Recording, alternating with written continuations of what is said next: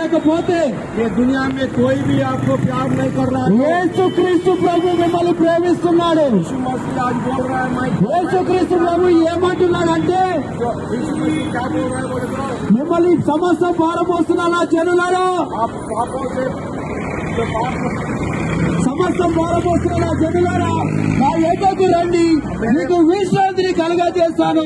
మీ పాపాన్ని, మీ శాపాన్ని, మీ వ్యాధిని, మీ బాధను, మీ కలిమిని ఏదున్నప్పటికీ ఆయన తీసేయడానికి సిద్ధంగా ఉన్నాడు. యేసు యొద్దకు వస్తావా? నీ జీవితాన్ని మార్చుకుంటావా? నీ బ్రతుకును మార్చుకుంటావా? లేదా ఇదే స్థితిలో ఉంటావా? ఒక్కసారి నీ మనసుని పరిశీలన చేసుకో. ఇదో చూడండి, మీ యొద్దకు మేము ఎందుకు వచ్చి ఉన్నామంటే మమ్మల్ని యేసుక్రీస్తు ప్రభు మా బ్రతుకులు మార్చాడు. మీ బ్రతుకులు కూడా మార్చుకోవాలంటే యేసు యొద్దకు నేడే రండి. ఈ నేడే రక్షణ దినం, నేడే సువార్త దినం, నేడే మీ బ్రతుకులు మార్చుకునే దినం. కాబట్టి మీరు ప్రభు యొద్దకు వస్తే మీరు రక్షించబడతారు, మీ బ్రతుకులు మార్చబడతాయి.